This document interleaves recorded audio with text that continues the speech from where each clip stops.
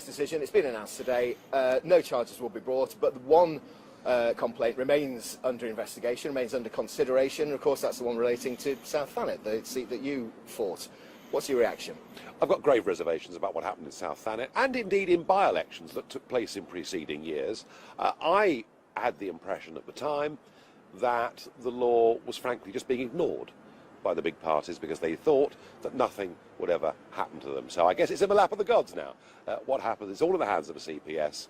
I'm told, from a legal point of view, it all hinges on the word knowingly.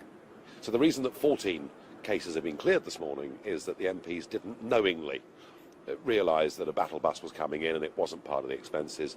Is it possible, given the scale of the campaign, the sheer size of the campaign, the sheer number of people staying in hotels in Ramsgate and Margate and elsewhere, is it possible that the people running that campaign, which goes right to the top, could not have known that something was happening that was wrong? Did the decision surprise you? The Tories have already been fined £70,000 for election issues in 2015. So does it surprise you that everything's been summarily dropped? At least they were fined. At least they've been put on note. At least something has happened. I mean, something happening is better than nothing. But clearly, in this one case, which looks on the face of it to be a pretty egregious breach of the law, let's wait and see. I can't comment any further on the case. It is in the hands of the CPS. I, as the candidate that was at the other end of this in 2015, did at the time and still do feel somewhat aggrieved. That was that election. Quick word about this one. How are UKIP going to fare? The local elections were disastrous. It's not looking good for the party, is it? It was strange, actually, because the week before she called the elections, UKIP's poll ratings were still very solid and very steady. She launches the election and says, I'm the Brexit Prime Minister. If I don't get elected, a coalition of chaos will undo Brexit. And a lot of UKIP voters took fright at that. Normally, as the election date approaches, the smaller parties get squeezed. That isn't going to happen this time. Because when people realise, actually, she's going to win a massive majority anyway, I think a lot of them will feel comfortable in saying, do you know what?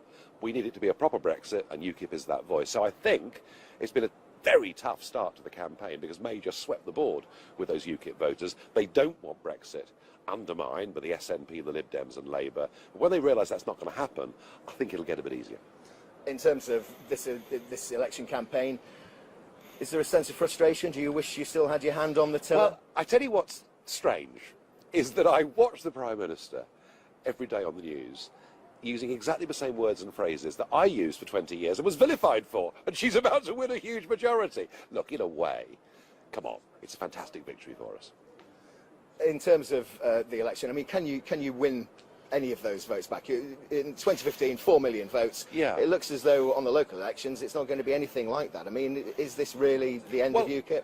Is there a future for them after this? Look, short term, as I say, if the Sunday before the election people realise she's going to win by 150 seats, that there's no threat of Brexit being undone by the coalition, the Progressive Alliance on the other side, then I think a lot of those people say, do you know what, let's vote for what we believe in, because we are UKIPers first and foremost, because voting UKIP did change the future of our country.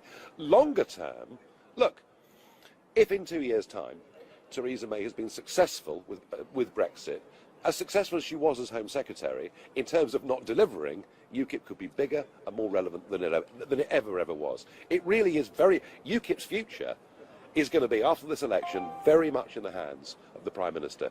Do we get back our borders? Do we get back our fisheries? Do we stop paying massive contributions? And how about your role in this general election? Are you going to be on the campaign trail? There's talk of you being in Thurrock on Saturday. Well, I don't know where that came from. No, look, I don't want to be seen as being a backseat driver for UKIP. That would be wrong. It's in the hands of Paul and a new leadership team. I'll be around a little bit, but it's their campaign, not mine. Are they safe hands? Yes, I think they are. He's had a tough start, but, goodness me, politics is tough. And if you think Nuttall's having a tough time, look at Jeremy Corbyn.